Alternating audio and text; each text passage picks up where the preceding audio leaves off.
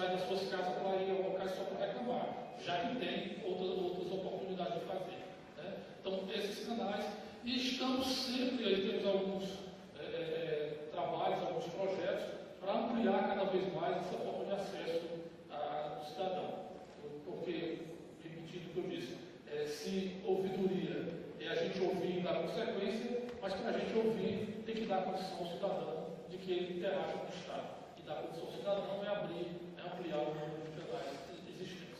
Tá?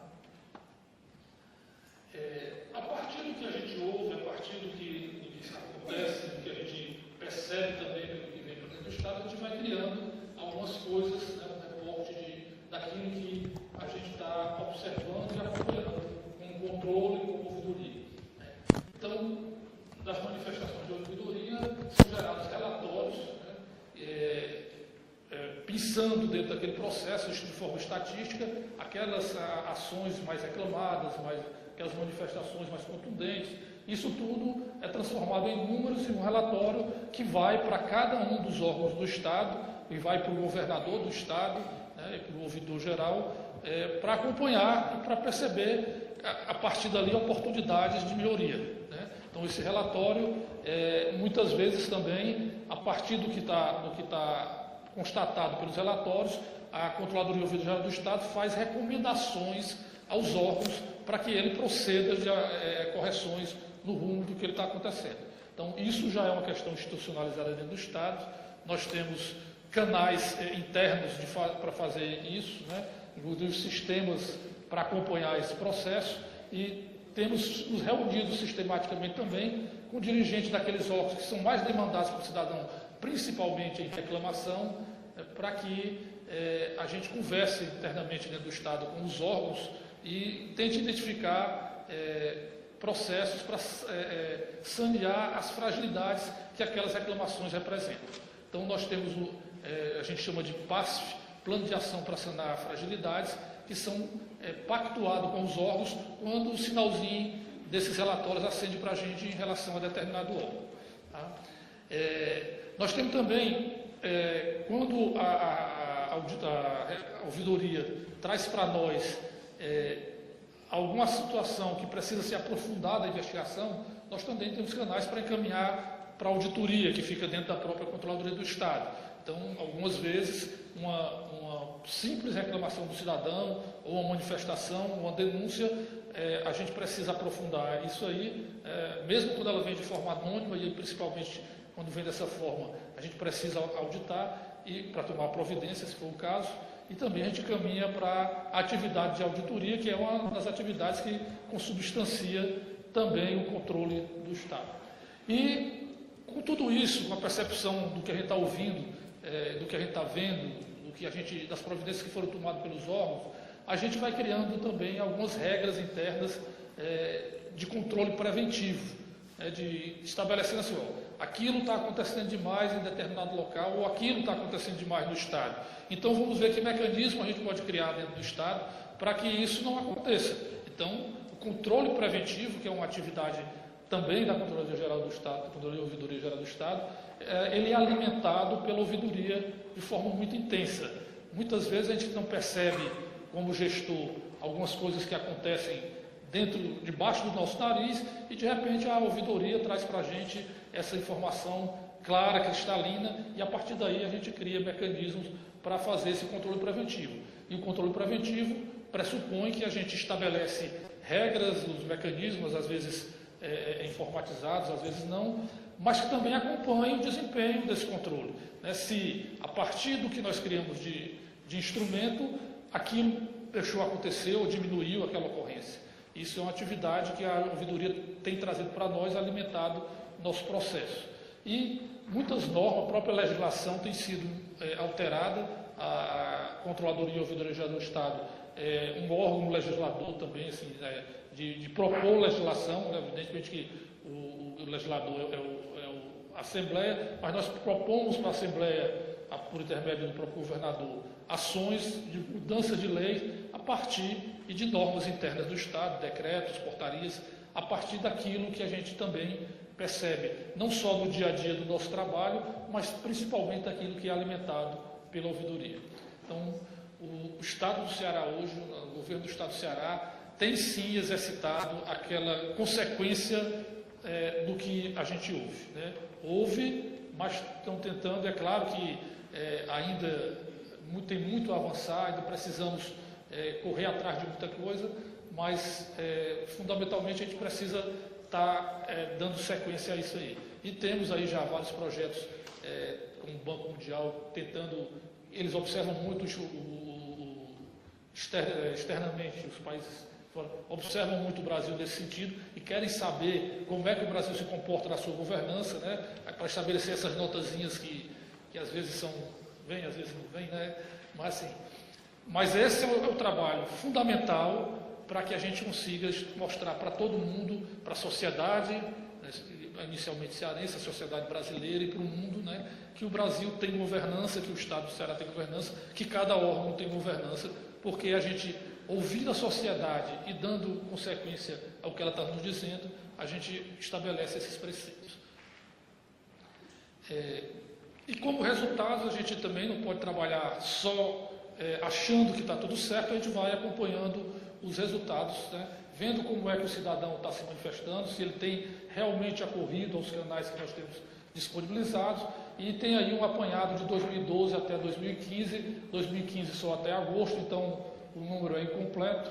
Então a gente veio numa crescente aí de números, né, de acessos de manifestações do cidadão cearense junto à ouvidoria, que veio de 37 mil em 2012 para 55 mil em 2014, e a gente imagina que pelo andar da carruagem, esses 37 mil em agosto superarão, com os 4 meses que ainda tem que ser computados aí, a quantidade de manifestação de 2014. Então, o cidadão está realmente acorrendo gradativamente. É claro que talvez o número precisasse ser maior, para a gente formar uma base maior de consistência no nosso pensamento, mas é um número bastante significativo e nós temos ações, e estamos desenvolvendo ações para que a divulgação desses canais, e não só a divulgação desses canais, mas a educação da população para entender aquilo que eu disse aqui no começo, que controle social não é uma coisa difícil, não é uma coisa para ele sair do caminho dele, é uma coisa que ele pode exercer sentado na cadeira, ao lado do computador, ao lado do telefone, deitado na rede, telefonando do seu celular. É uma coisa que ele precisa exercer para melhorar o serviço público. Então, esses trabalhos a gente tem feito temos alguns trabalhos de educação junto às escolas, estamos desenvolvendo, como o próprio tribunal desenvolveu aqui também, ações de educação à distância, né? Então, dentro da CGE nós estamos desenvolvendo isso aí, para que cada vez mais o cidadão acorra aos canais e participe efetivamente da gestão, da governança do Estado. O grau de resolutividade é também uma coisa importante para a gente verificar, porque não adianta só você receber a manifestação e engavetar, como falei anteriormente. Então, quanto mais rapidamente, quanto mais de forma eficaz a gente responder ao cidadão, mais ele vai acorrer aos canais. Então, a resolutividade é uma coisa fundamental para dar credibilidade a qualquer sistema de ouvidoria. E nós temos aí também um processo crescente de resolutividade, de 2012 para 2014 um aumento significativo, de 76 para 91. Esse ano a gente tem uma queda até agora, agosto, até porque nós tivemos no começo do ano mudança de alguns ouvidores e tudo, mas a gente acredita também que o número não vai diminuir muito a média, também o aumento de quantidade de demandas, às vezes afeta essa questão da resolutividade, mas a gente acredita e trabalha para que o nível de resolutividade seja acima de 90%, a gente quer alcançar, temos meta para isso internamente, né? E a satisfação do usuário é feita através de pesquisa de satisfação, também é uma coisa que é importante. Não adianta só a gente ter ouvido, ter tomado a providência, mas é preciso saber se ele está satisfeito com o resultado do que ele fez. Muitas vezes o cidadão confunde a satisfação com o trabalho da ouvidoria com a satisfação de resolver o problema dele, né, que nem sempre é possível. Às vezes ele quer uma coisa que não é possível fazer. Então, ele vai ficar insatisfeito, independente de ter a ouvidoria ter agido, mas isso é consequência, é natural. Não podemos desestimular por conta disso. Então, temos que dar sempre a resposta para o cidadão, mesmo que eventualmente essa resposta não vá atendê-lo, não vá satisfazê-lo. E não temos que ter medo de ser avaliado, porque a gente só cresce se a gente for avaliado. Então, esse é o trabalho que a gente tem feito dentro da ouvidoria, da Controladoria e Ouvidoria Geral do Estado. E nós temos alguns desafios, né, para que as ouvidorias se consolidem como tal, como instrumento de governança, como instrumento que tanto traz a transparência como permite o controle. Nós temos alguns desafios para os próximos anos, os próximos períodos aí. Nós temos o Cidadão 2.0,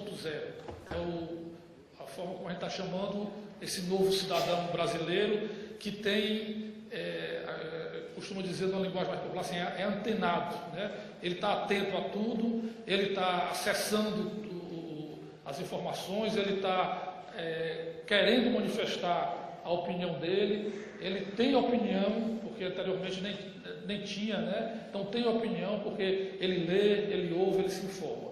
Então esse cidadão, a gente precisa compreendê-lo, acatá-lo, né, de forma, mesmo quando ele vem de forma contundente para dentro da ouvidoria, a gente precisa ter a consciência de que ele vem, por mais que a intenção seja outra, mas que ele pode ajudar o processo. Já me avisaram ali que eu estou em 10 minutos, então eu vou acelerar um pouquinho aqui, mas também já está no final. As redes sociais, eu falei aqui anteriormente que nós temos canais para as redes sociais, nós temos tanto o Facebook como o Twitter, mas os canais oficiais da própria ouvidoria, eles às vezes não são o único meio que a população se manifesta. Os cidadãos ou usuários das redes sociais entre si, eles conversam, e quando eles conversam, eles falam de tudo, né? E, inclusive manifestam suas insatisfações, suas reclamações, suas denúncias em canais que nem sempre são os oficiais da ouvidoria de qualquer órgão do Estado.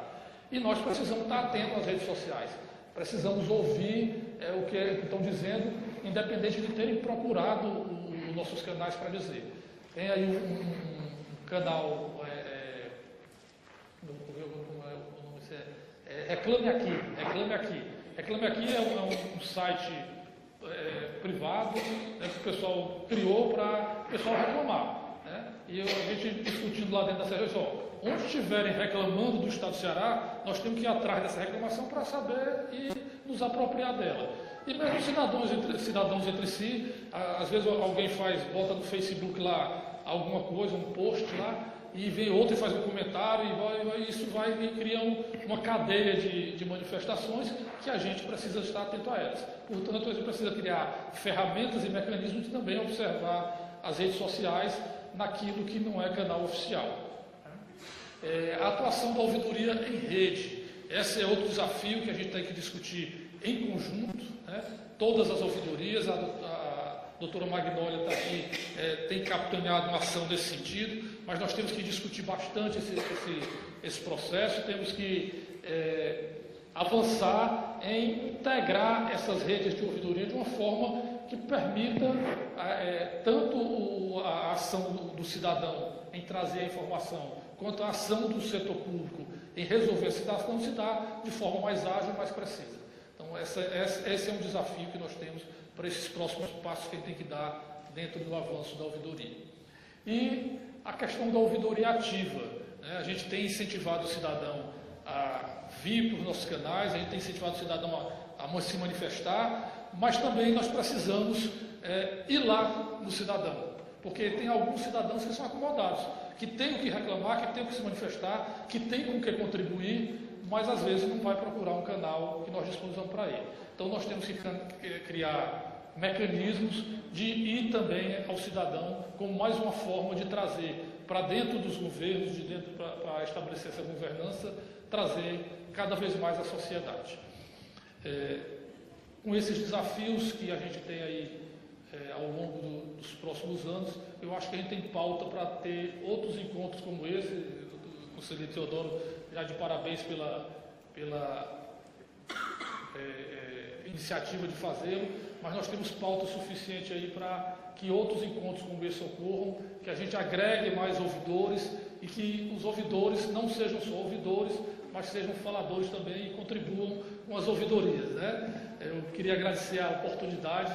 O governo do Estado do Ceará tem tentado fazer esse processo todo com a transparência que tudo requer e vontade não nos falta. A equipe da Controladoria e Ouvidoria Geral do Estado é uma equipe que está preparada para isso, tem muitas pessoas bastante preparadas e é vocacionada para essa atividade. Então, nós temos hoje dentro do governo do Estado, e eu sei que em vários órgãos do Estado, temos sido procurados por vários municípios para que o nosso sistema possa ser cedido para eles. Estamos nesse trabalho também, vamos fazer isso. O município de Fortaleza já estamos bem avançados nessa questão de o mesmo sistema que a gente usa no Estado ceder também para o município de Fortaleza, e vamos avançar com isso, porque o que a gente quer é ouvir a população para corrigir os nossos erros. Muito obrigado.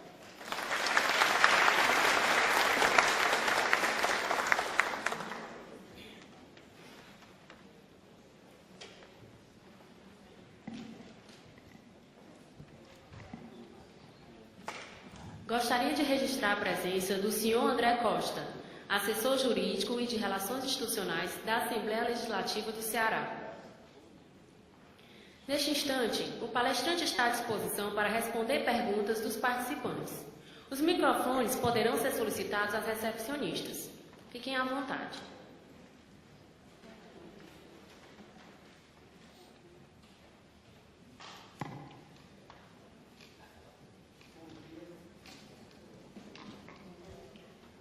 Bom dia, meu nome é Pedro Henrique, aqui sou do TCE Ceará.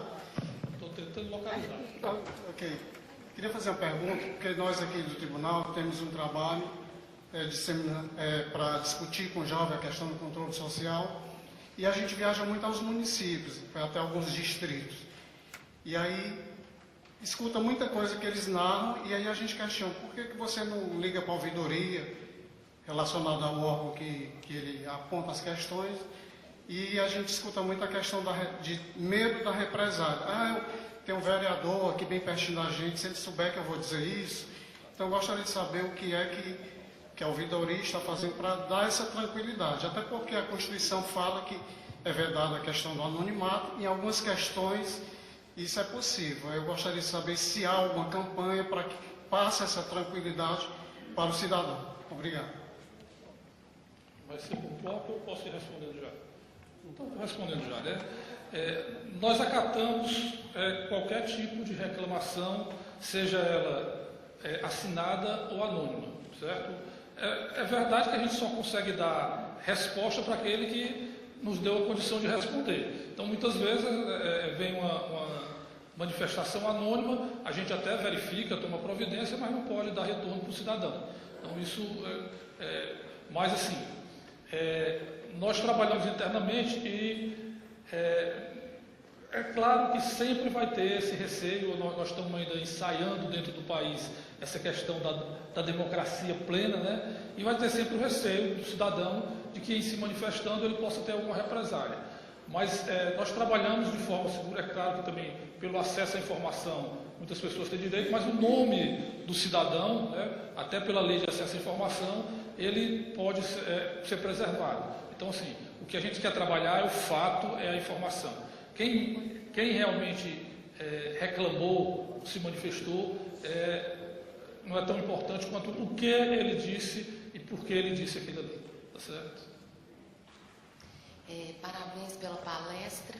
Eu gostaria que o senhor esclarecesse que no gráfico que foi apresentado com os dados estatísticos da ouvidoria, mostra uma curva decrescente com relação à satisfação do usuário, sendo de 85% em 2012, caindo para 83%, 82% e agora 73%.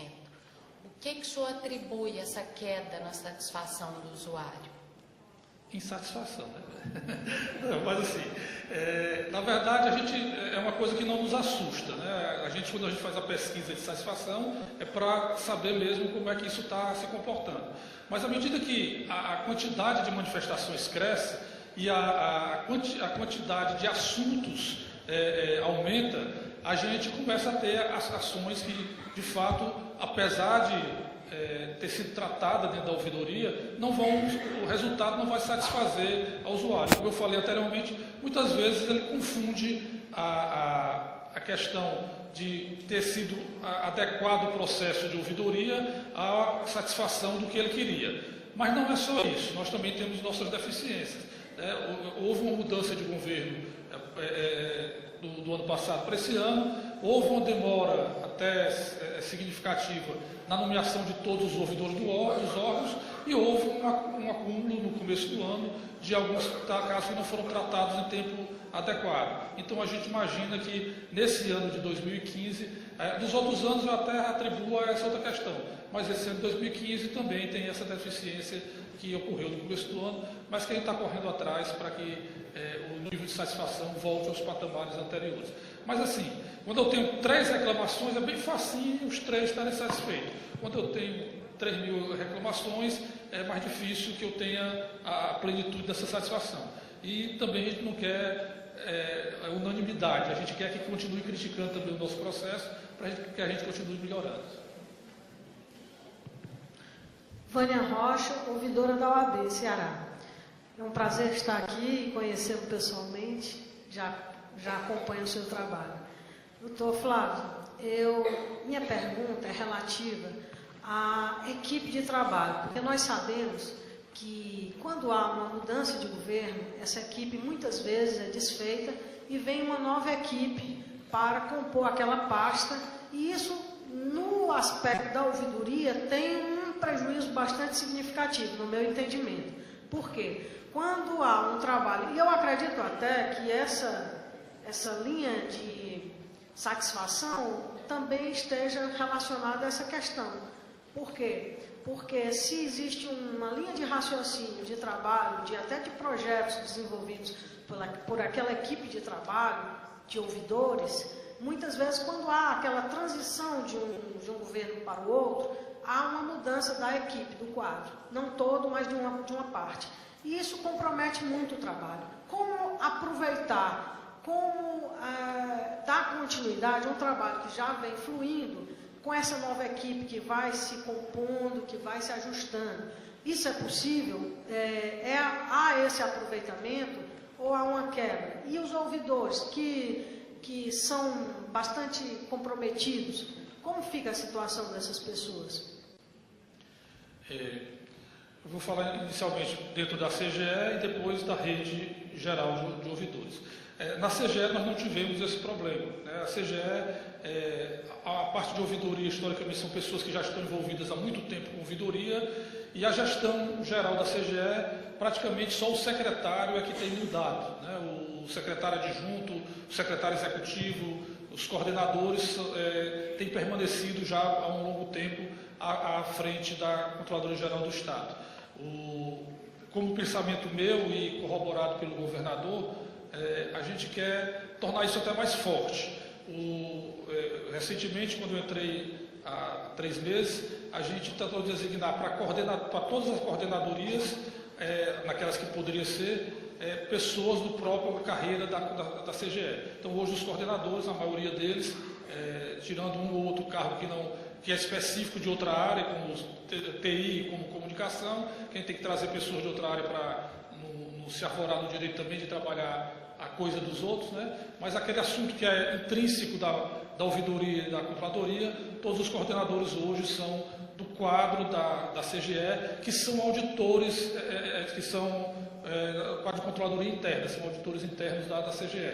Um quadro formado por 60 profissionais, seus auxiliares, mas 60 auditores, e essa é uma ideia. Também temos um trabalho forte, aí também é um trabalho que vai exigir mudança de legislação, transformar essa carreira de auditor interno em carreira de Estado.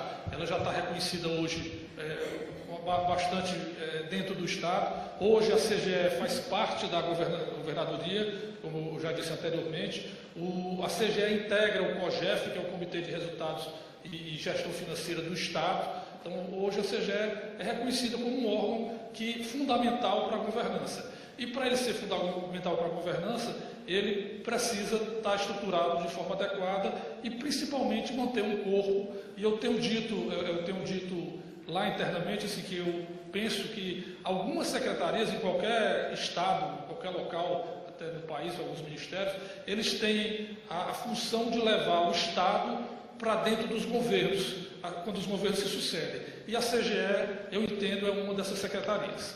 Em relação à rede de ouvidores, de fato hoje o procedimento é que o próprio gestor do órgão é que designa o ouvidor. Eu não sei se outra forma seria adequada, mas a gente pretende sim trabalhar uma legislação interna no Estado que permita que a CGE tenha uma influência maior nesse processo. Inclusive, sim, a gente quer colocar os ouvidores setoriais dentro do organograma de cada órgão, numa função de assessoria destacada, como tem outras assessorias, e esse é um pensamento que a gente já tem, evidentemente, que estamos trabalhando internamente, negociando com as outras áreas, mas que eu tenho certeza que ao final, até o final dessa gestão, a gente vai conseguir consolidar esse processo. Então, a sua preocupação é bastante pertinente e é a nossa preocupação. A gente precisa, sim, para ter um trabalho bom nesse tipo de atividade, manter um corpo que pense a mesma coisa durante muito tempo.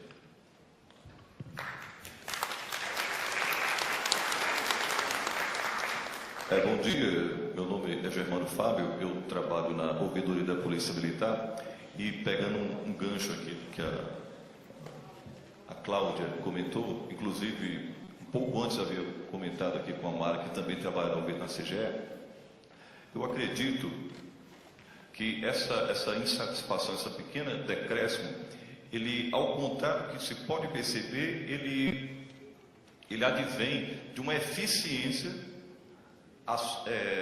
demasiado na CGE, certo? Que eu sempre comento aqui, às vezes a Mara nos cobra muito e às vezes nós nos embatemos, eu discordo dela, ela discorda de mim, mas essa questão da ouvidoria ativa, que inclusive nós comentávamos há pouco, é muito importante. Então eu acredito que é por conta de uma eficiência que a CGE demonstra, não só aqui no estado do Ceará, mas para todo o Brasil, que ela está recebendo esses números decrescentes, porque ela está dando uma expectativa, isso aí pode ser até um pouco negativo, está gerando uma expectativa no cidadão que o serviço público não está atendendo, entendeu?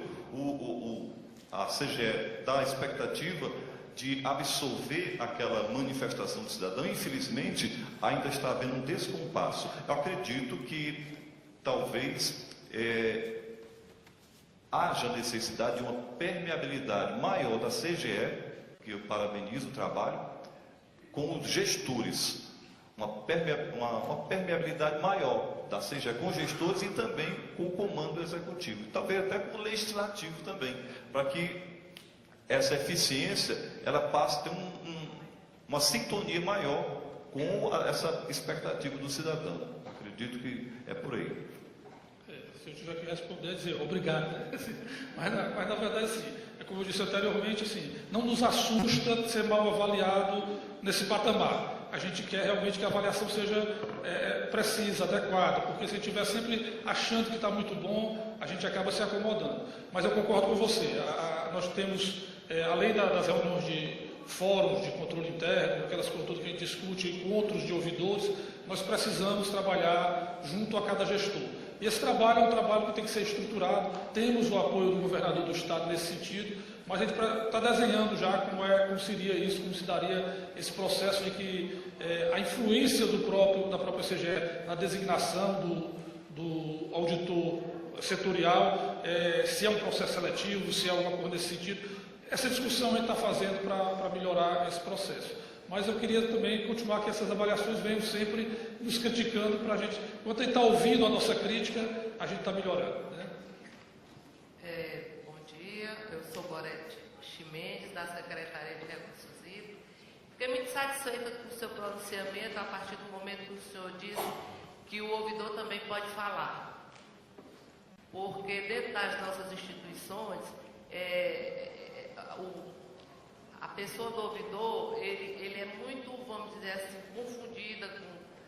conversas, Chico, não sei o quê, e ele diz, o ouvidor tem que ouvir, pode falar.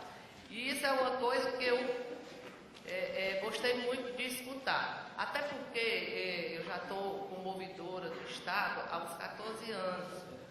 Já estou me aposentando. E fiquei também muito feliz de saber que o governo está estudando a probabilidade de um ouvidor ter um espaço institucional dentro do seu organograma.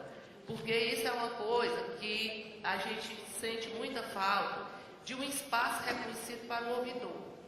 Hoje a ouvidoria já tem evoluído muito, já tem ajudado muito, mas nós que começamos e implantamos isso, vínhamos reclamando por este espaço pudim, e eu quero parabenizar e dizer que contamos com o senhor para que, quando eu for me aposentar, eu já deixo o meu substituto bem mais à vontade do que eu quando no começo.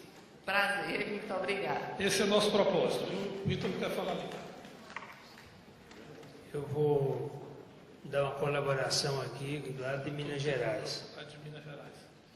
Aquele trem lá, O né? nosso o trem e o AI. O nosso ouvidor geral do Estado, lá tem mandato por tempo determinado. E teve um fato inusitado recentemente lá. Mudou o governo baixou um decreto destituindo. Desconhecia que era mandato. E ele tinha que cumprir pela determinação da lei legal, da normativa, ele tinha que cumprir o mandato. O mandato era garantido para ele. Então, dentro da pergunta que a ouvidora ali da OAB fez, a gente queria dar essa sugestão, olhar nesse aspecto para dar continuidade, porque ele tinha começado há 6, 7 meses o trabalho, um belo trabalho, fazendo um trabalho de reconhecimento, e muda de governo e por mudar, acha que tem direito de mudar tudo. E o governo passa, e o funcionalismo é que fica. Então a gente tem que ter muito cuidado com essa... E fica uma sugestão na análise dessa avaliação de mandato de ouvidor para o Estado aqui também. Então era essa contribuição e o exemplo. Então houve manifestação no Brasil inteiro em prol do retorno e ele retornou e continua como ouvidor geral do Estado de Minas Gerais. Vai cumprindo o mandato até o fim. Ok, está anotada a sugestão. Doutor. Bom dia. Em nome do Ministério Público do Estado do Ceará, nossos cumprimentos. Aqui diante de mim te falaste Minas Gerais. Minas Gerais foi o primeiro estado do Brasil a implantar a rede Ouvir. E nessa rede Ouvir, o que é a rede Ouvir? Que está sendo implantada aqui no estado do Ceará e foi assinada hoje pelo Procurador-Geral e em breve será assinada aqui pelo da Controladoria. Só aproveitando o teu gancho para poder passar. A rede Ouvir, ela interliga todas as ouvidorias do Estado, seja ouvidoria judicial, ouvidoria pública e ouvidorias privadas. A fazer um protocolo de intenções, certo? De intenções, assegura que todas as ouvidorias serão garantidas, não irão só a canto nenhum. O exemplo dado aqui de Minas Gerais, quando o ouvidor do Estado, o governador afastou, não quis reconduzir o ouvidor. Todas as ouvidorias, não só do Estado de Minas Gerais, mas do Brasil, inclusive as ouvidorias do Ministério Público, fomos lá e asseguramos o retorno. Porque o ouvidor de qualquer órgão, ele tem que ter a sua independência. Porque a sua autonomia, não é independência financeira, é autonomia, porque ele vai fazer interlocução com o cidadão e o cidadão vai reclamar do serviço que está sendo prestado. Então, ele vai ter que falar com o seu colega de trabalho para que se cumpra aquela obrigação, para que se faça aquele serviço, certo? Mesmo que seu colega de trabalho seja o governador do Estado. Então, a ouvidoria aqui no estado do Ceará, ela teve início por uma procuradora de justiça chamada Socorro França, certo? Foi com o empenho do Ministério Público. Então, o Ministério Público agora segue o seu caminho aqui no Estado do Ceará e a gente tem aqui no Estado mandatos de 2 anos, sem recondução. Então, o meu mandato sem recondução, eu aproveitei a luta que foi de Minas Gerais, que foi uma luta muito forte, mas nós conseguimos a recondução lá, a Ruth, nossa colega do Ministério Público, que esteve com vocês, para fazer essa implantação, certo? Eu tenho o maior apoio do nosso secretário da Controladoria e Ouvidoria, da OAB, e hoje vamos estar ensinando isso aí. Ou seja, todos nós somos aqui aprendizes. Ninguém tem um resultado que diga assim, é positivo, é o ideal. Não, todos nós somos aprendizes, tanto no Ministério Público, como no Estado, como na OAB, como aqui a minha colega do município. Qualquer assunto que a gente traga, ou tabela que se coloca aqui, eu posso dizer para vocês que é provisória, porque vai sempre buscar melhorias, certo? Vocês estão aqui, eu fico muito contente de estar aqui no Tribunal de Contas do Estado. Por quê? Porque essas ouvidorias estão se abrindo agora para o público, estão vindo agora até nós. Eu sou aqui diante de vocês público, certo? Público. Então, esse público que nós estamos buscando vai se unir na rede Ouvir, que é um público, e buscar realmente um público que está necessitando do nosso serviço, que são os excluídos do nosso país. Eu agradeço o empenho e vou te fazer uma pergunta, somente uma pergunta. Daqui a pouco chega o protocolo de intenções da rede Ouvir. Assina comigo? Vamos lá. Obrigada. Já me avisaram aqui que em decorrência do tempo a gente vai suspender as perguntas, mas eu já disse assim, acessem qualquer canal da ouvidoria, façam uma pergunta e ligam lá que é direto para o controlador que eu vou responder para vocês. Quem quiser usar esse canal, fique à vontade. Obrigado.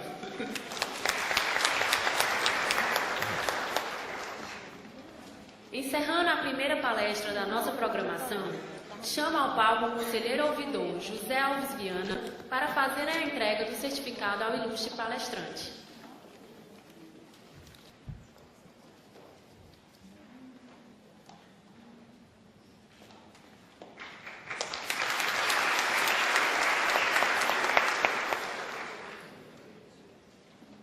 Registro a presença da ouvidora do Tribunal de Contas dos Municípios do Estado do Ceará, Mariana Vieira.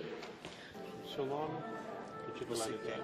Você quer que eu cite e você faz perguntas com esse formato? Não, quero só que no início eu diga seu nome e sua titularidade para o editor colocar os... Itacir Todero, sou conselheiro substituto e ouvidor aqui do Tribunal de Contas do Estado do Ceará. Pronto. Itacir, qual o principal objetivo desse evento? Nós criamos a ouvidoria. A ouvidoria do Tribunal de Contas do Ceará foi criada em julho de 2014. Nossa eleição foi no final de julho, nossa posse também no final de julho.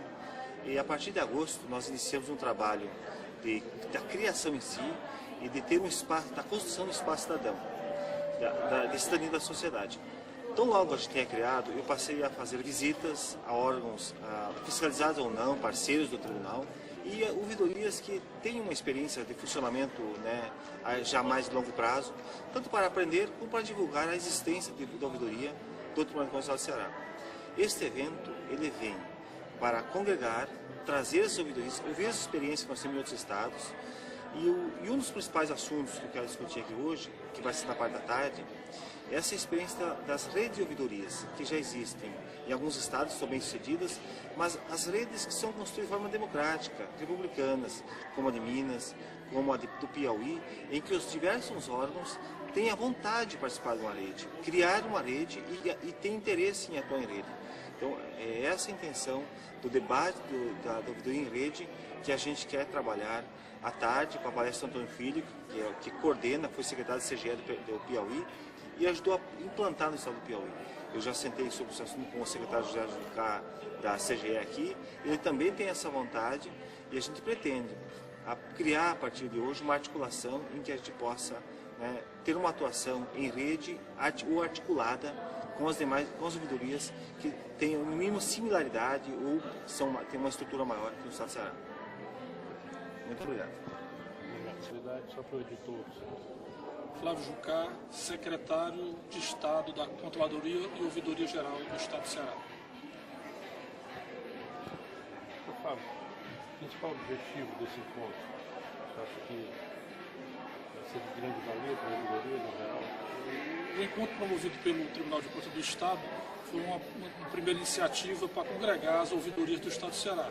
E, sem dúvida, tem uma validade muito grande, porque a gente precisa discutir esse processo de ouvidoria em todos os órgãos, em todas as instâncias, em todas as instituições, e, principalmente, a gente precisa consolidar esse processo e unir essas ouvidorias em prol de criar um processo de ouvidoria eficaz para que todos os órgãos possam aproveitá-lo melhor. A repercussão desse evento? A gente tem visto aqui vários ouvidores de vários órgãos, várias entidades ligadas diretamente ao executivo, ligadas a outros órgãos, a outros poderes, e, sem dúvida, esse primeiro encontro vai gerar a necessidade e o anseio de novos encontros. Eu acho muito salutar, está de parabéns ao Tribunal de Contas do Estado por terem promovido. Muito obrigado. Temos o canal universitário. Hoje compartilhamos com a Unifor. As outras instituições não... E tem uma grade bem completa, está bastante diversificada. Que a gente tem um canal na Unicamp também, na universidade, né? E assim, o que precisa às vezes é melhorar um pouquinho a grade. A gente tem uma parceria também com a Fiocruz. Ah, que bacana. Que exibe o Ligado em Saúde, Ciência e Letras. Canal de utilidade pública, senão fica muito só acadêmico, né? Aí não interessa muito a população em geral, né? Você vai perguntar o quê para mim, do evento? Sobre o evento. Tá bem? A importância desse evento para as ouvidorias no geral, que benefício que vai trazer, aí a senhora fica à vontade. Tá bem? Ok?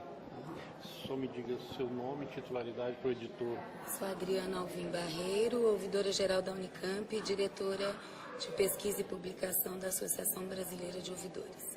Pronto, olhando para cá. É uma grande satisfação estar nesse evento, né? O primeiro encontro de ouvidorias do Tribunal de Contas do Estado do Ceará, que com muita qualificação preparou a oportunidade para a audiência e para nós mesmos que estamos aqui trocarmos experiências e poder consolidar e levar o Instituto da Ouvidoria.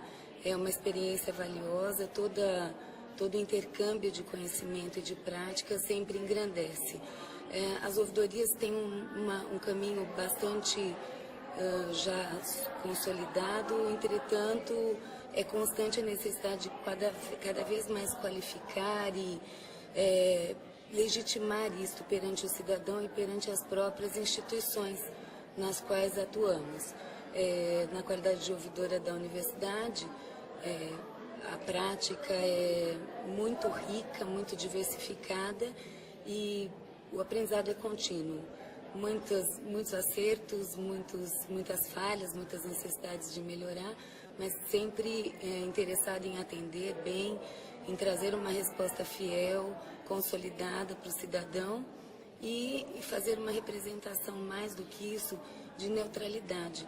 Quando a gente atende o cidadão, é preciso entender também que quando trazemos a resposta que ele questiona, esta é uma representação da instituição também, de alguma forma. Isso, sim, para mim, tem uma característica oportuna de neutralidade e que é necessária na ouvidoria. Gostaria aqui também de aproveitar o espaço concedido, agradecendo já de antemão para divulgar um evento em Gramado da Associação Brasileira de Ouvidores, que ocorrerá na próxima semana, dia 28, e onde discutiremos temas afins, e lá haverá o lançamento de uma obra que coleta vários autores com uma trajetória bastante importante em ouvidoria e comemorando os 20 anos da própria Associação Brasileira. Então, muito obrigada por esse espaço. Perfeito. Obrigado. Obrigada. Sabe como é que você está se sentindo vendo o seu pai palestrando aqui? Com certeza, né? Realmente ele tem muito prestígio como governador, né? E assumiu aí a chefia e tá atrás aí de um cinegrafista, um repórter para trabalhar lá com a gente na como é que chama lá? Como é que chama lá na casa, mano?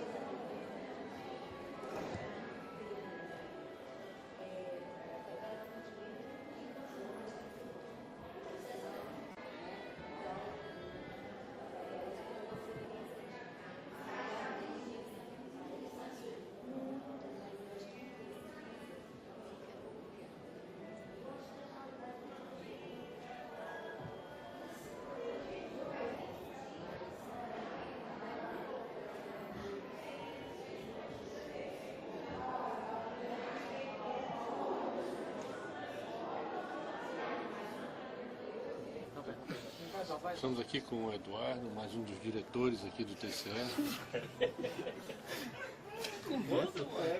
Como é que você está se sentindo vendo o pai do amigo seu palestrando aqui? Foi emocionante, foi emocionante, cara. Ei, não, peraí. Não, ei, fica assim, tirando foto deles aqui, Paulinho. Manda imitada pra Mombasa. Fica só assim, vai. Não, mas tu tem que falar. Não, mas tira só uma foto, animal. Fala. Só assim. Aqui, pra tirar a máquina. É, mas. Fala do meu pai que tava ali. Descer, vou tirar uma foto só assim, pegar a máquina. Sim, tu vai ficar de boca fechada, é? Não, mano. Tu é ter que sair em áudio. Tu tem que falar. Tira a foto. Deixa eu passar. Tira aí, vai.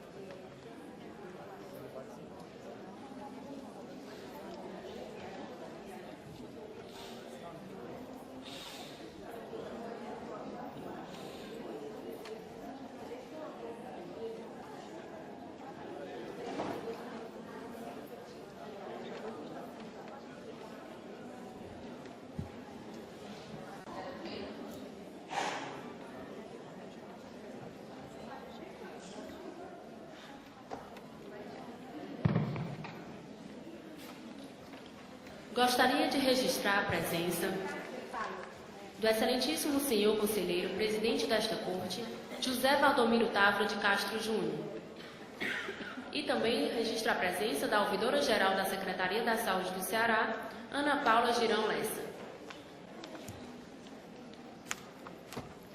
Retomando as nossas atividades deste encontro de ouvidorias, convido a ouvidora da Unicamp, Adriana Eugênia Alvim Barreiro, para ministrar a palestra Mediação de Conflitos, Ética e Cidadania nas Ouvidorias.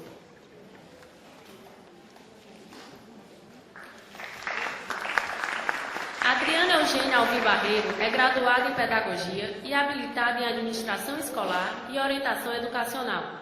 É pós-graduada em Desenvolvimento Gerencial para universidades públicas e em Ouvidoria Pública e Privada no Brasil, ambos pela Universidade Estadual de Campinas.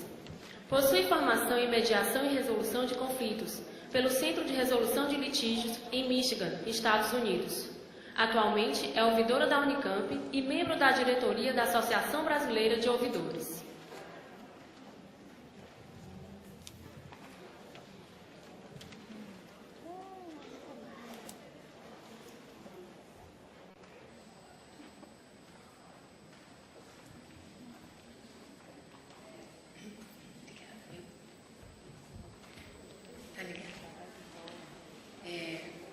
Doutor Flávio, eu nem vou precisar pedir. Muito bom dia. O senhor já abriu o caminho para mim e o doutor Viana também, né? É uma alegria muito expressiva, muito extensa estar nessa casa, né? Quero agradecer, em nome do doutor Itaci Todeiro, toda a equipe, esse convite tão importante. Quero cumprimentar, em nome do doutor, do presidente da casa, todas as autoridades aqui. A doutora Vânia não está aqui ainda, mas em nome dela cumprimentar todos os colegas ouvidores e agradecer esta feliz oportunidade. A comissão organizadora também, meus sinceros Eu tenho uma satisfação diferenciada, dupla, né?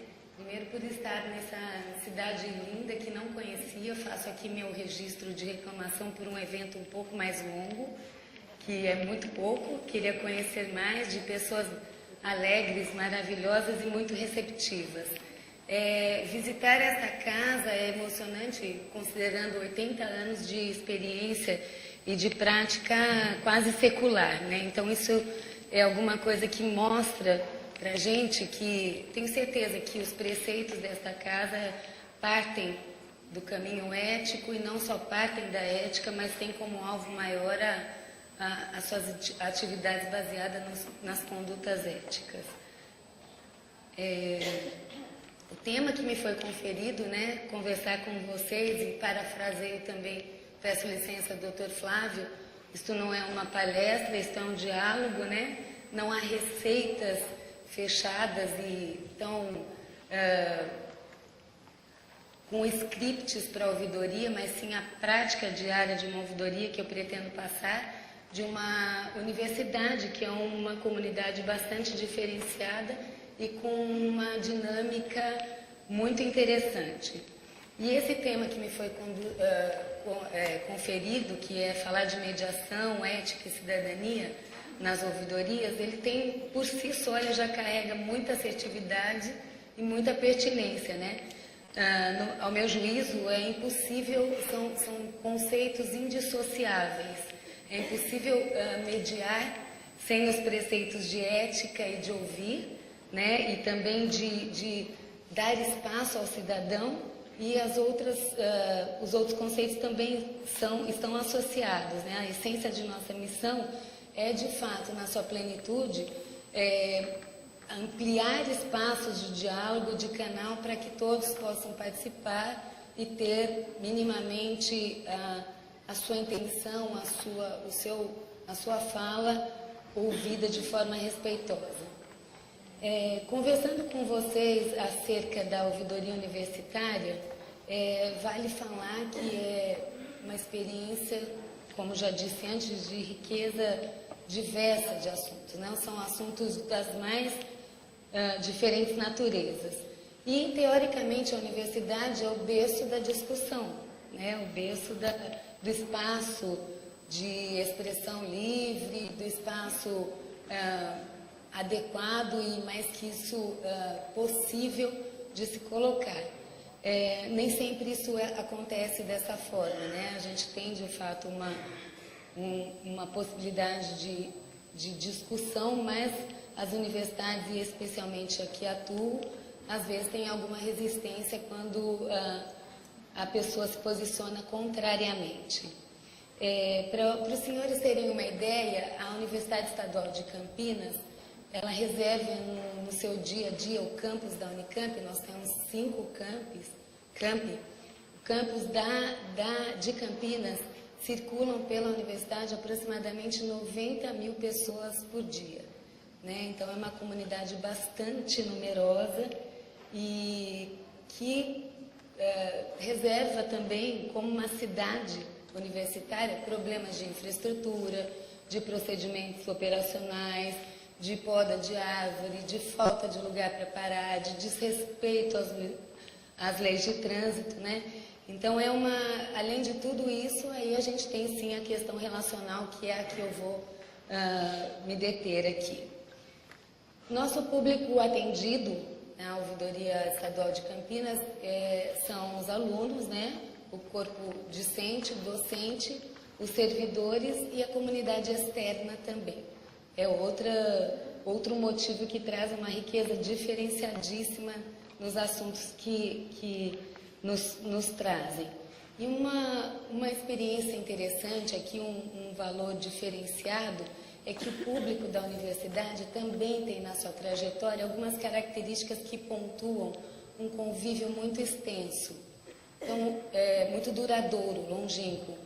Para os senhores terem ideia, nós temos na Universidade Estadual de Campinas pessoas que estão há 50 anos, 45 anos, numa trajetória profissional de docente, e outras, por exemplo, que têm uma trajetória de aluno e que viram docentes, que passam no concurso para docentes, ou são alunos e passam a ser professores, servidores. Então, isso tudo é uma dinâmica interessante, porque são convívios longos, e nesse convívio longo, tanto para as boas relações, como para as relações conflituosas, também são longos. Eu tenho um exemplo interessante aqui de um docente muito competente que nos procurava e muito amargurado comentava com ele o desgaste de um conflito que ele tinha com outra colega, né? E isso a gente percebe que um conflito, quando não é administrado da forma melhor, da forma positiva e adequada, ela adoece literalmente a pessoa, né? E esse senhor estava extremamente desgastado e fisicamente a gente percebia o seu abatimento. E conversando com ele, ele disse, eu tenho muita raiva dessa pessoa, eu não consigo conviver. Essa pessoa, para você ter uma ideia, Adriana, ela me atrapalhou e me traz peso desde que entrei na universidade. E aí me chamou a atenção isso, porque ele era um docente de 35 anos de carreira, né? Então imagina só, 35 anos carregando uma dor, uma mágoa, uma falta de diálogo, e o quanto isso pode ter prejudicado ele e a outra parte também. Então são relações longas, tanto para as boas práticas como para as dificuldades também. Uma outra característica que é muito interessante na universidade é que nos anos 80, aproximadamente meados de 80, teve um boom de contratações muito importante na universidade.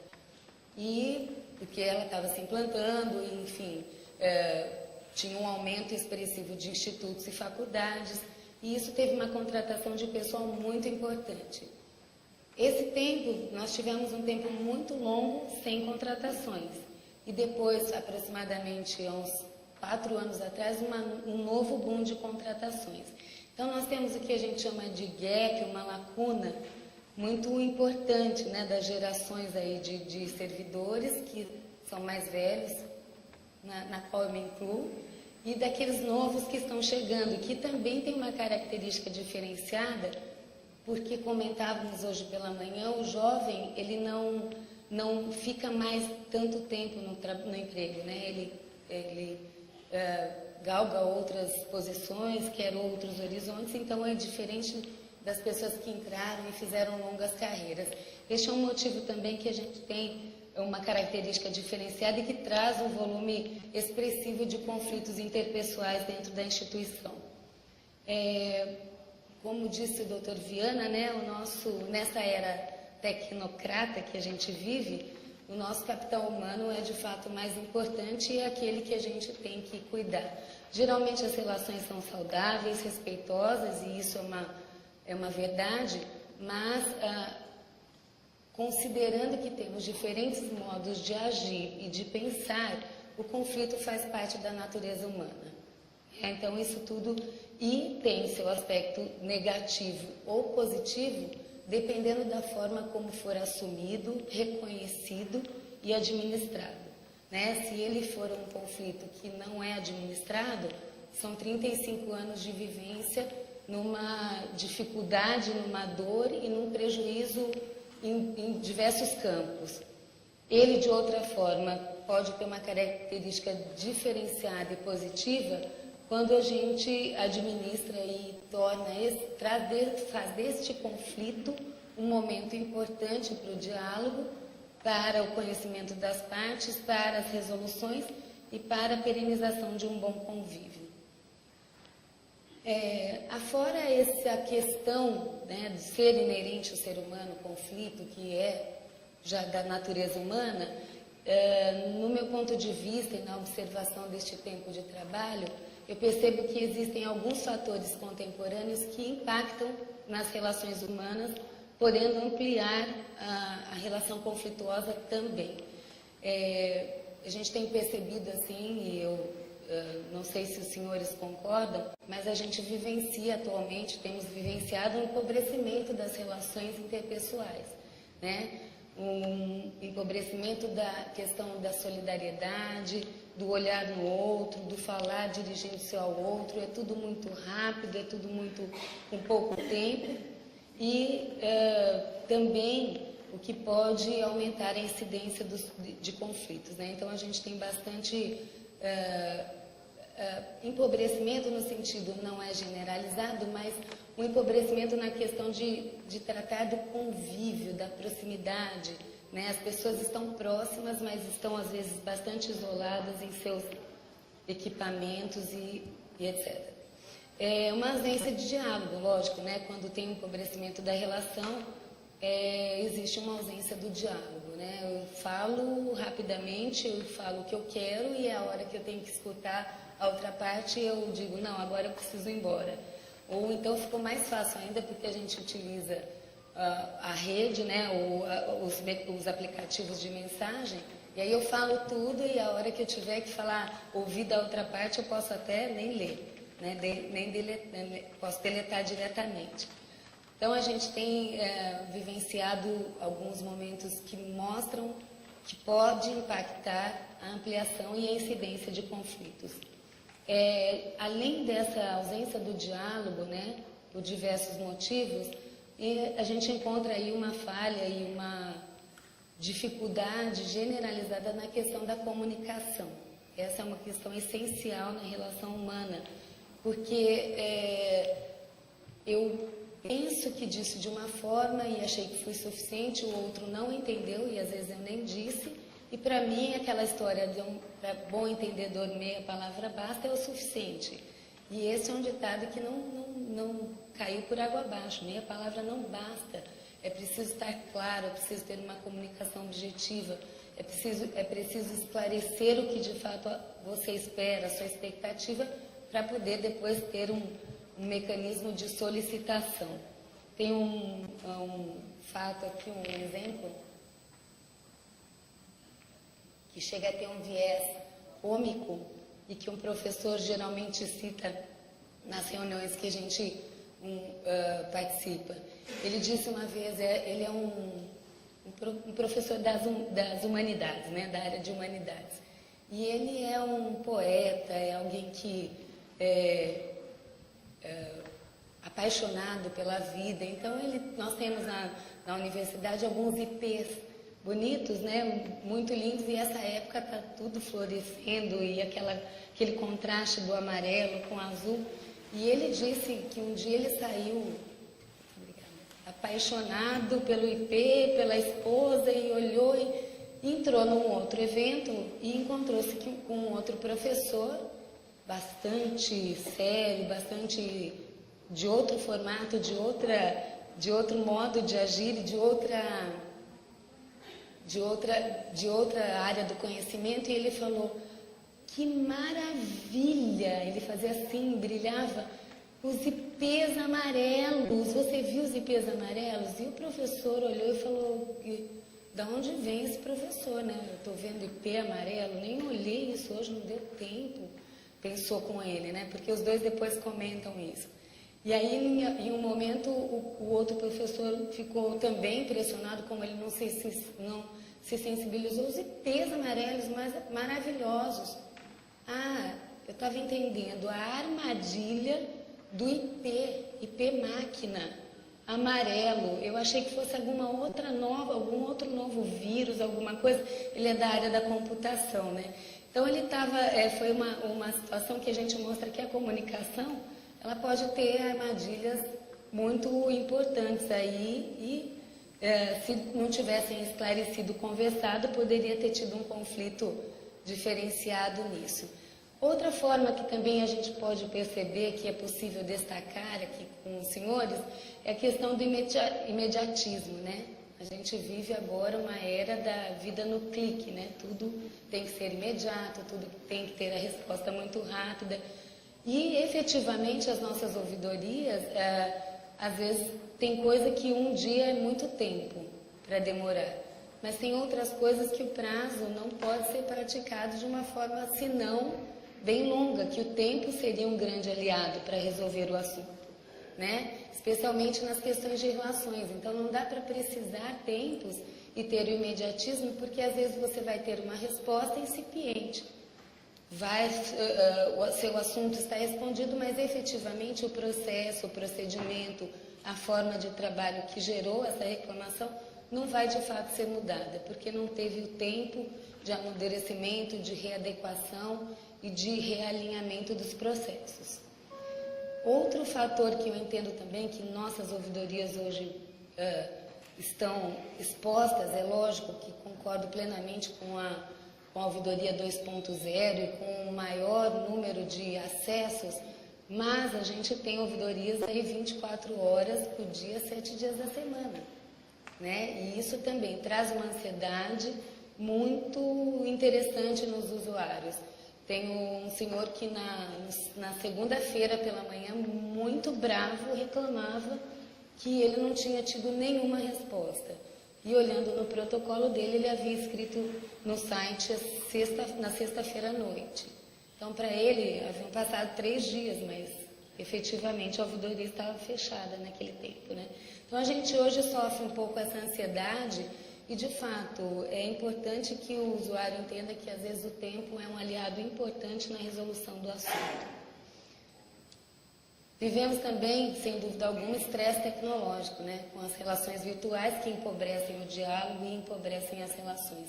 Nada contra, né? A conectividade existe, só que precisa ver se a conectividade, que inicialmente instalada, desenvolvida para nos aproximar, não está nos distanciando, né? Então, para os senhores terem uma ideia, há uma pesquisa recente que fala que algumas jovens utilizam 5 horas de sua semana fazendo selfies, né? Então, é um tempo para mim, bastante valioso que eu estaria utilizando. Uma competitividade desmedida, né? Excessiva, uma necessidade de sucesso, de conquistas, e isso pode ampliar as fontes de conflito. Elevado número de informações, né? O que temos de informações disponíveis, contraditoriamente, nós nunca percebemos tanta gente desinformada, né? Então, é um contraponto interessante isso. E há que se pensar da acessibilidade, que também é restrita. Fontes indicam que 60% do professorado do estado de São Paulo não acessa a internet. Então, a gente tem um entendimento de que é tudo muito acessível, mas pessoas às vezes não acessam ou às vezes não querem acessar, né? Então, a gente não pode deixar exclusividade nesses meios. A relação humana, como diz o Dr. Viano, o capital humano ainda é de grande importância e sempre será, felizmente. A era do relativismo, né? Então, a gente também tem conflitos aí instalados porque ele faz, isso todo mundo faz, então pode. Existem conceitos que amadurecem e atualizam. Existem outros que são cristalizados e inegociáveis, né? Então, não adianta falar isso, todo mundo faz, pode fazer. Está errado, é errado e vai continuar sendo errado, né? E aí a gente tem aí essa falência toda e a banalização de valores muito importantes que cabe a nós também resgatar e, mais que isso, tentar ampliar nas relações humanas este valor no sentido de que os conflitos estejam dirimidos, diminuídos. Falando um pouco de conflito, né, não dá para abordar a mediação sem falar do próprio conflito, a conceituação, e aí também a forma de enfrentamento. Eu não sei se, enquanto eu falo, vocês se assemelham em alguma experiência ou conhecem algum caso próximo. Mas diante do conflito existem várias formas da pessoa se apresentar, que seriam uma, competir, medir força, e isso é muito algoz dentro de uma estrutura, porque os níveis hierárquicos facilitam isso, né? Por exemplo, o poder às vezes que nem é atribuído, mas é entendido, né? Outra forma também que é interessante perceber é o conhecimento daquele que detém um conhecimento elevado ou então diferenciado e que, em razão disso, compete e mede força, e aí certamente a outra parte vai perder o conflito, né? Tem a possibilidade, então, também de acomodação, que é aquele que fala, eu estou conformado com isso, adoeço e não vou fazer nada diferente disso. Só que em algum momento, este acomodar ou evitar, ele adoece e traz também um descomprometimento. E eu não sei se vocês já perceberam no dia a dia ou já tiveram a oportunidade de conhecer pessoas adoecidas emocionalmente na área de trabalho. É interessante que elas adoecem às vezes o grupo, né? Chegam a contaminar o grupo, porque às vezes ela não está só doente, né? É uma coisa que vai se disseminando e vai se contaminando. Então essa é uma prática também um pouco complexa. E o que a gente acha de melhor possibilidade dentro da mediação de conflitos, que seria a colaboração, né? Uma busca conjunta de resolução de problemas e um compromisso, né? Uma forma de se compromissar de fato dentro de um acordo e de uma concessão mútua. A gente fala de conflito, de mediação de conflitos, e aqui os senhores trouxeram, o Dr. Flávio, que me antecedeu, trouxe uma experiência valiosíssima. O próprio Dr. Itaci tem aqui em muito pouco tempo, avanços significativos nessa ouvidoria. Eu percebo que eu cheguei sentada, percebendo tudo aqui, a comparar com a criança, né, que é da minha área de conhecimento. As crianças antigamente ficavam amarradas e demoravam para fazer as coisas. Agora elas nascem já fazendo, falando e questionando, né? E eu comparo, doutor Itaci, a sua ouvidoria, que tem 1 ano, já com essa criança atual, né? Que é bastante avançada e desenvolvida. Gostei também aqui, peço uma parte para falar que essa parte, quando você diz seu canal, sua cidadania, demonstra uma personalização do atendimento muito salutar. Faz o cidadão, de fato, se sentir único e importante.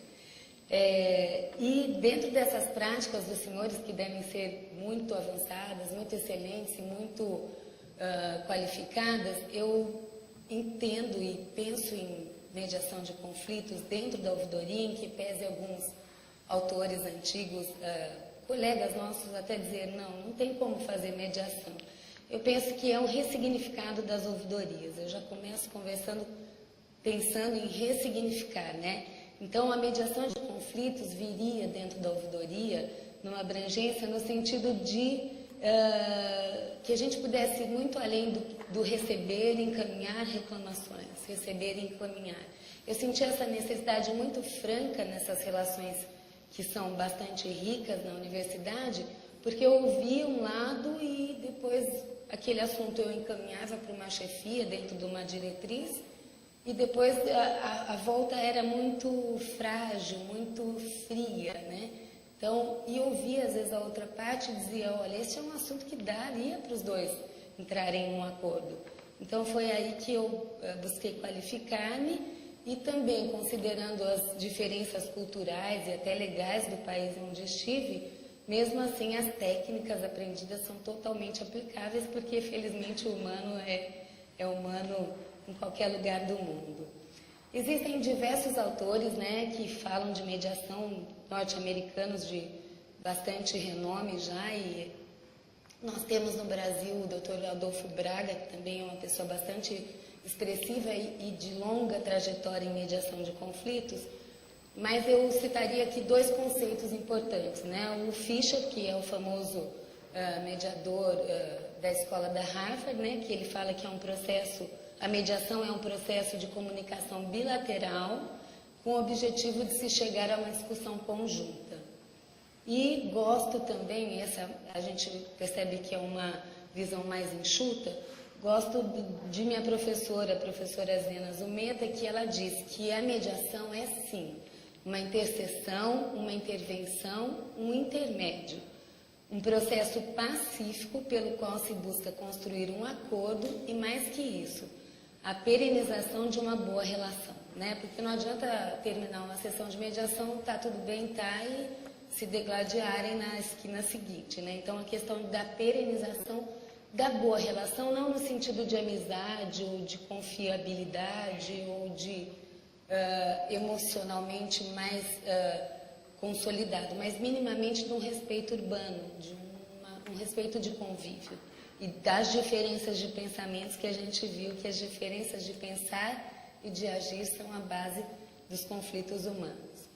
Essas técnicas de mediação, essa prática de mediação de conflitos em ouvidoria, ela é a famosa prática do resultado desejável do 50-50, né? Então, 50-50 é onde as duas partes ganham, né?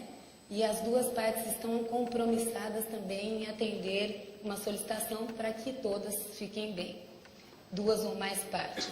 Ele é um processo, tem que deixar isso bastante evidenciado, que é um processo voluntário, confidencial, e que as duas partes têm que necessariamente ter a intenção de ser mediadas. Não adianta tentar mediar uma parte que está resistente e que não entende que o assunto dela é passível de ser mediado.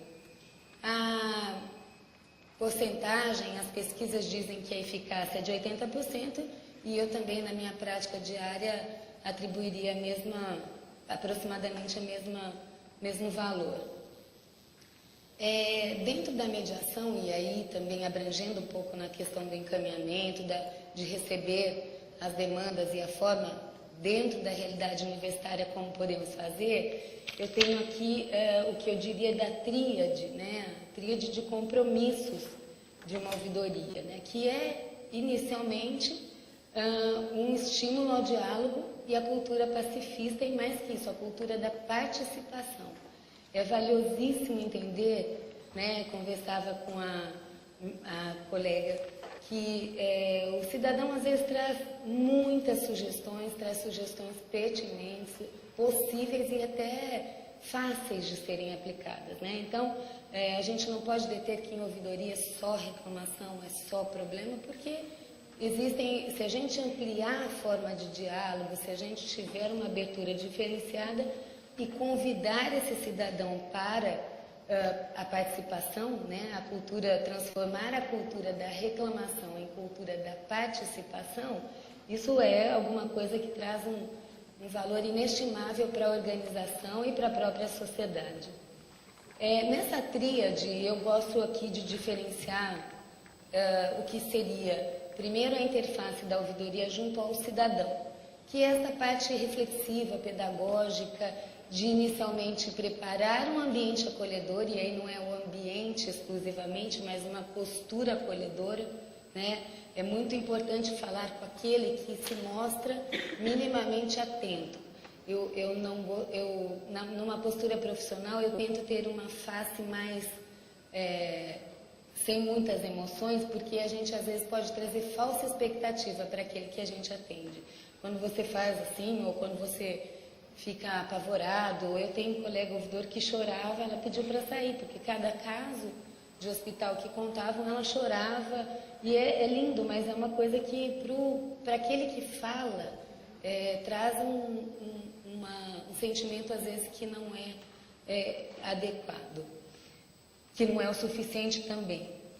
Então, o que eu falo junto ao cidadão é o que eu gosto de referenciar como uma pedagogia da participação. Há que se entender também que a gente lida com o princípio da verdade, mas é preciso estar atento porque existem pessoas que mudam as informações, que falam coisas que não aconteceu ou que têm outras intenções. Então é preciso, é um percentual muito pequeno, mas precisa estar atento se esta reclamação, se esta denúncia de outrem, especialmente de pessoas, não configura aí uma intenção de prejuízo para a pessoa exclusivamente. Eu tenho muitos casos que a gente qualifica como casos passionais.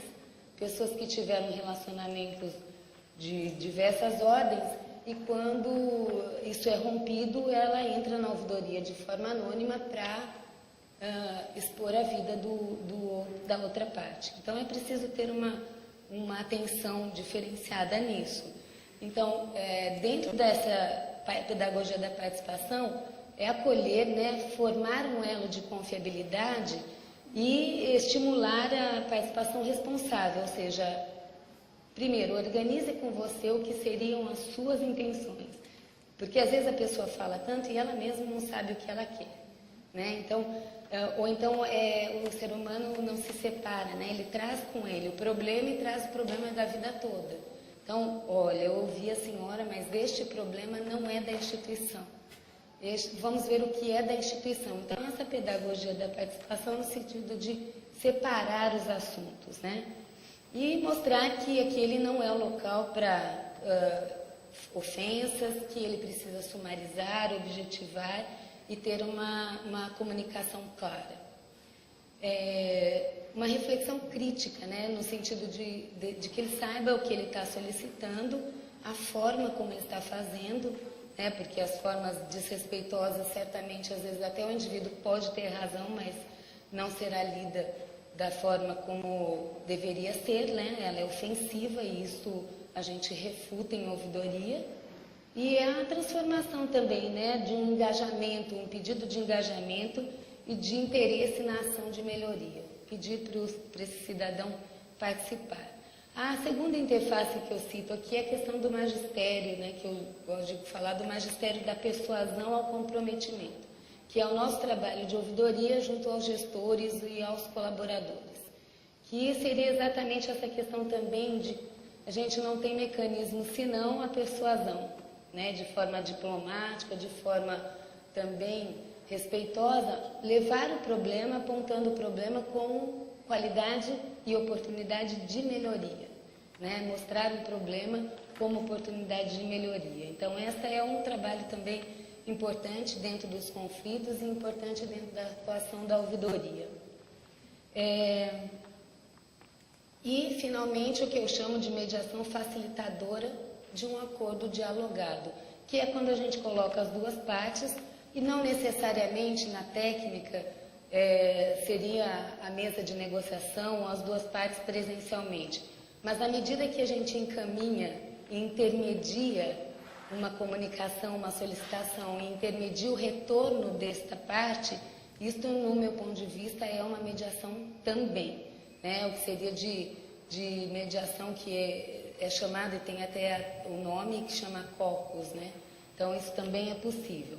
Não é salutar e nem inteligente de nossa parte colocar duas partes muito conflituosas numa mesma mesa de reuniões, porque isso traz um desgaste para as duas partes e para a tua atuação, né? Então, é importante antes fazer as técnicas de ouvir as duas partes, comunicar fielmente, fidedignamente, objetivamente. Então, o que for de característica subjetiva, pessoal, tirar de fora, né? Colocar pontos, fatos, porque isso traz uma facilidade e filtra um pouco o que é emoção, né? A gente consegue separar um pouco o que é emoção. Mostrar para os gestores que esses dados são oportunidades de melhoria e que, mais que isso, dado colhido é dado a ser trabalhado, né? Então, a gente colheu dados que têm que ser trabalhados de uma forma, talvez, necessariamente, inicialmente, pontual, mas de abrangência e benefício coletivo, certo? Eu gosto bastante de frisar que, no meu ponto de vista, na prática diária, a mediação de conflitos e a dinâmica que isso provoca, né, a interlocução, o diálogo, é o mais genuíno exercício democrático, dentro de uma estrutura e dentro de uma possibilidade de atuação da ouvidoria, visto que nela é criada a ambiência para o posicionamento das duas partes ou mais, o reconhecimento e o envolvimento de todas as partes, né? No meu ponto de vista, não há prática sucedânea conveniente para o equacionamento das disputas e contendas, senão por meio da conversação.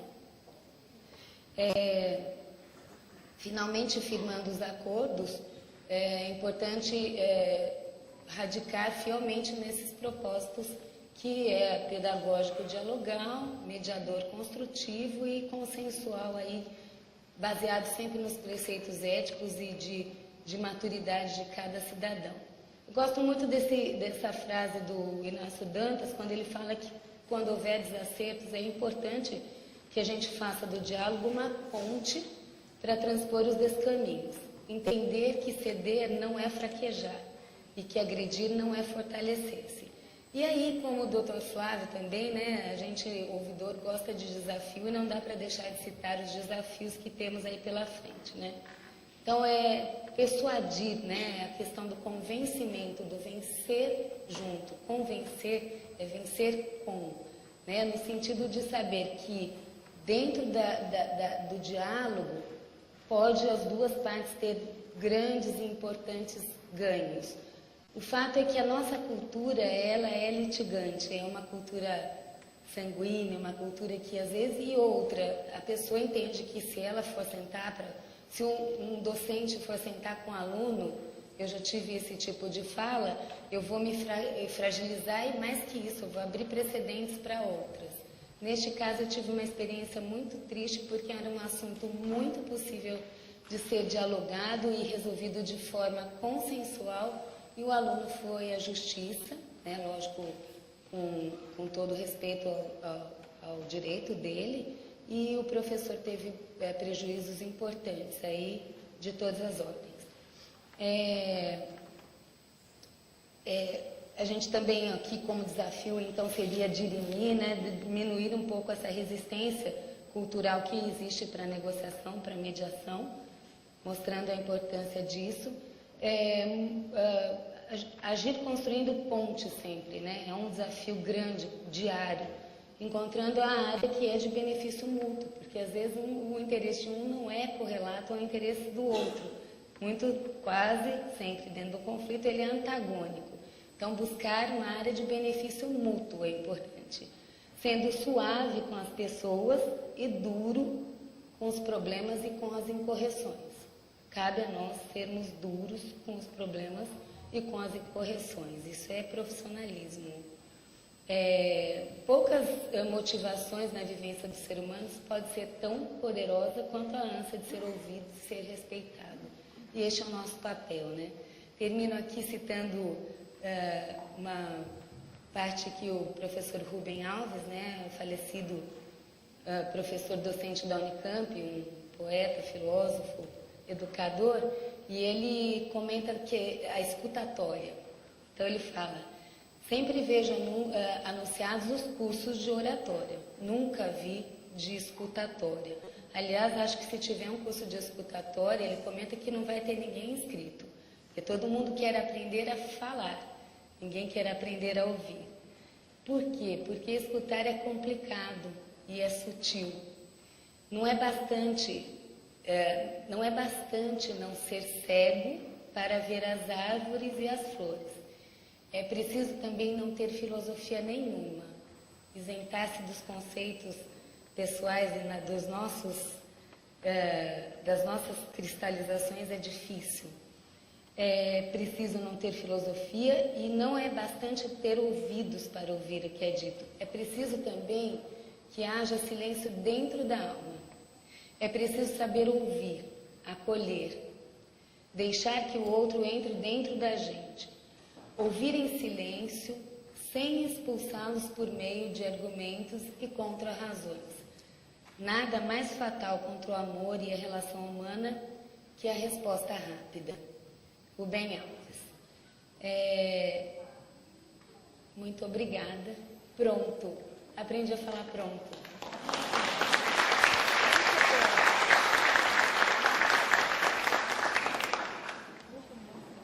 Deu tempo?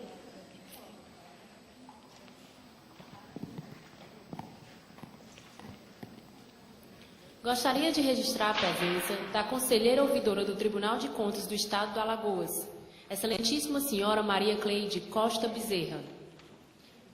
Também gostaria de registrar a presença da ouvidora da Procuradoria-Geral do Estado do Ceará, Vera Lúcia Nunes de Araújo.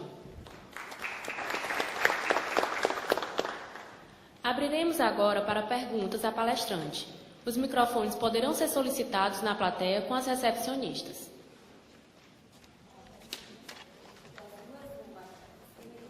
É porque foi muito boa, ninguém entendeu nada.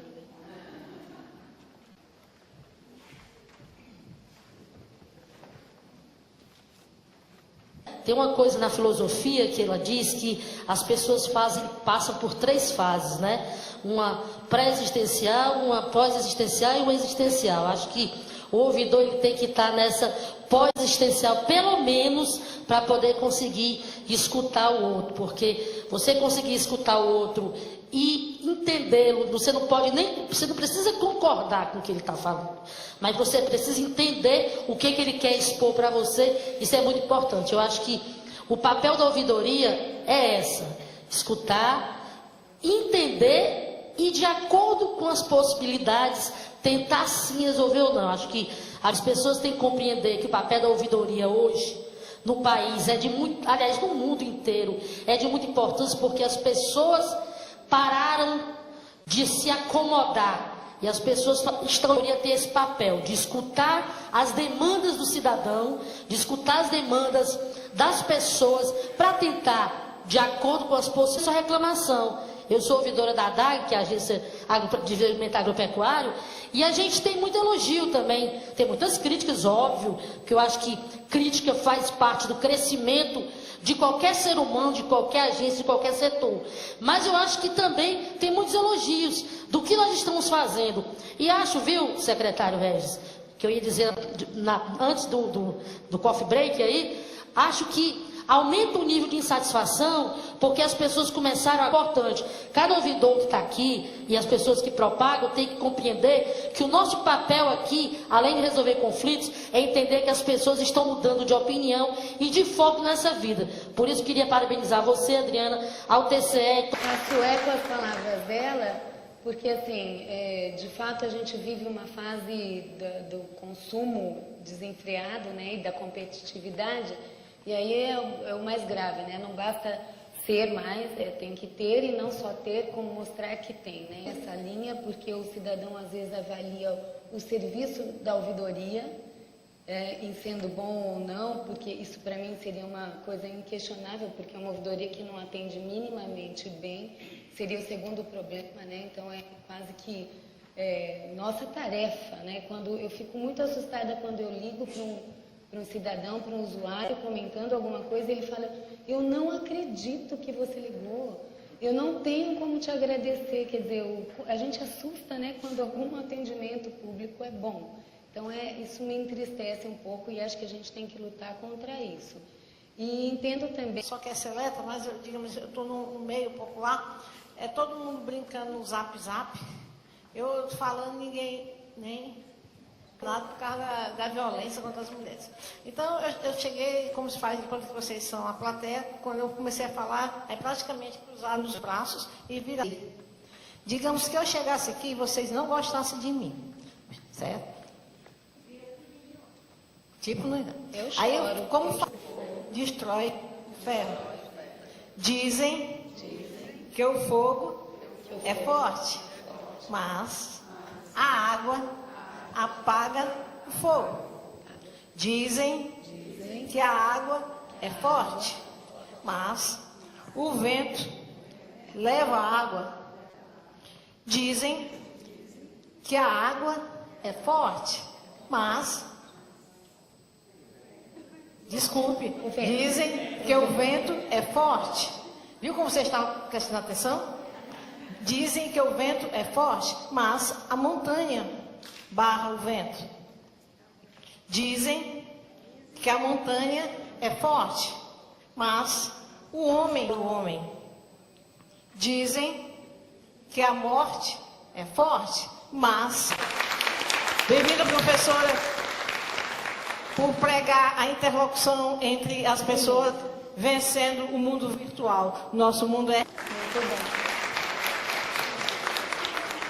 Eu tenho notado... mas eu cito, a gente tem percebido essa geração, e choque de geração sempre vai acontecer, de tudo não mudar tão repentinamente, né? As pessoas estão adoecidas com as questões, com todo o benefício. Não está aqui a ouvidoria da Unicamp falando que a tecnocracia não é importante, porque traz muito avanço, uma família, cada um no seu tablet, né? Porque antes a televisão era o mal da família, né? Ia distanciar. Agora, se tiver uma televisão numa sala e todo mundo sentada, pelo menos está no mesma ambiência. Então, ainda... e aí eles comentam que a internet, né, aproximando os que estão longe e afastando os que estão perto. E eu me vi e não havia conversado com o pessoal da minha casa no mesmo dia. Então, a gente tem que mesmo se policiar e vigiar, né, doutora Magno?